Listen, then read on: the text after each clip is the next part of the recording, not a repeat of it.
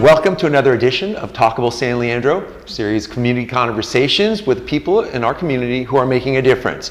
This is the last in a series of, we'll call them city government interviews we've done with candidates, and I am pleased to have Linda Granger with me tonight. Thank you for joining, Linda.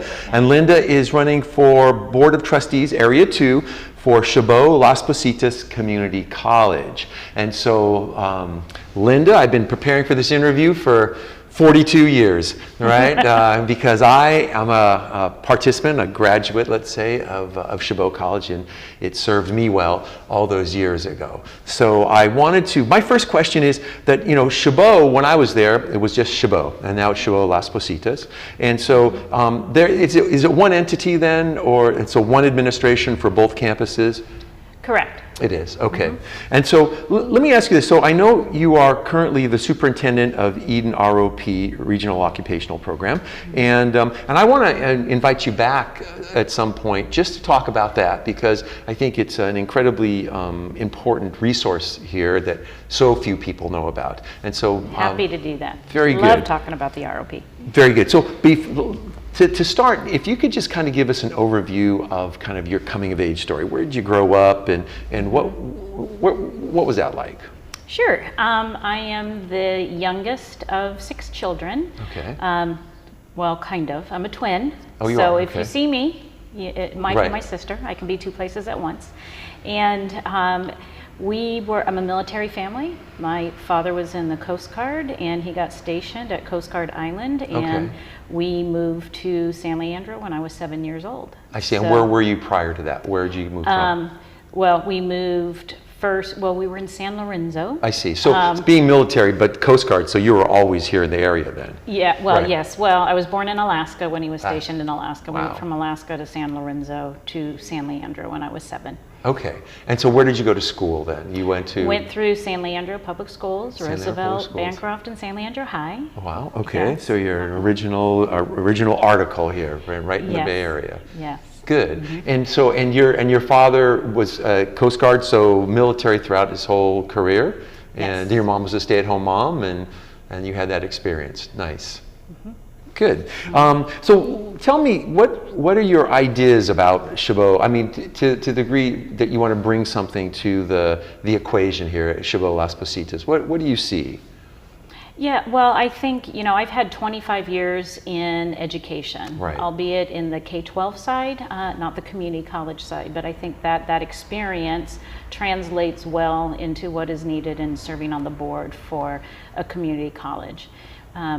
Right now, there is a new funding model for the community college district throughout the state that's going to come into play in a couple of years. Right. And the way that language was written, if nothing changes, that will mean a 7% reduction in funding for Chabot-Las Positas. Wow. And I think that community colleges are really a great equalizer in education, and we need to be sure that we preserve the funding to continue to have strong programs that we offer at our community colleges. Yeah, that affordability is so important. Again, I went to Chabot not so much because we couldn't afford perhaps Cal State Hayward, but because I was, like so many kids in my generation and every generation, a little bit lost and didn't know what I wanted to do, and it was a good starting point for me. Back in that time, Chabot really was seen as kind of a continuation of high school, if you will. Is it still considered? Is that still kind of the stigma I think that community colleges have, or has that changed at all? I think there is still the idea that because community colleges accept everyone, that they can sometimes be seen as the last choice. And I think we really need to recognize that they are one of the best choices in post-secondary education.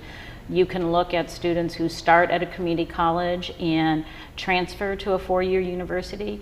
They have a much higher completion rate than students who start at a 4-year university and then end up dropping out. So there is a real good reason for people to start their college experience at a community college.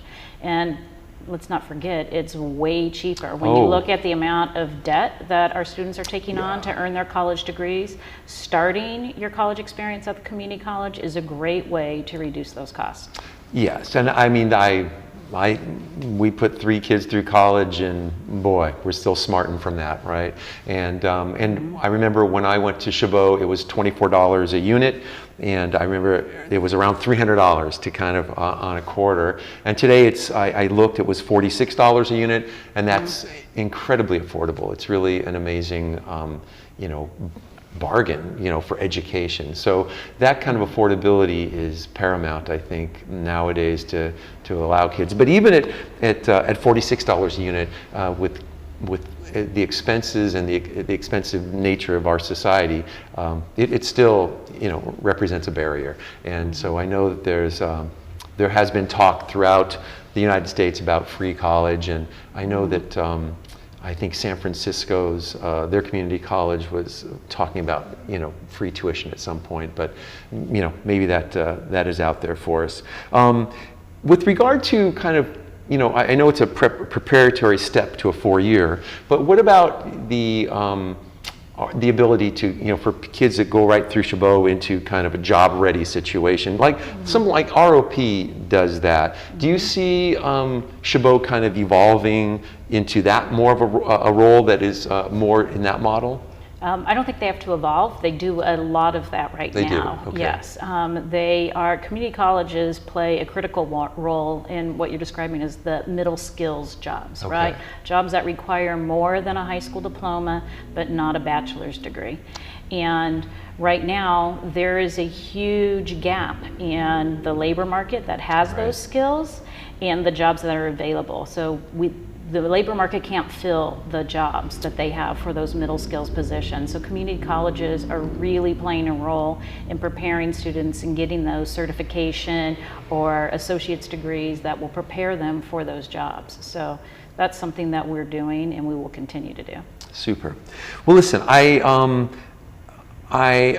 want to thank you for coming in to talking to us, and I know there were there's other issues that perhaps I'm unfamiliar with, but I want to wish you good luck in your campaign, and we hope to see you again here to talk about perhaps ROP here over some time.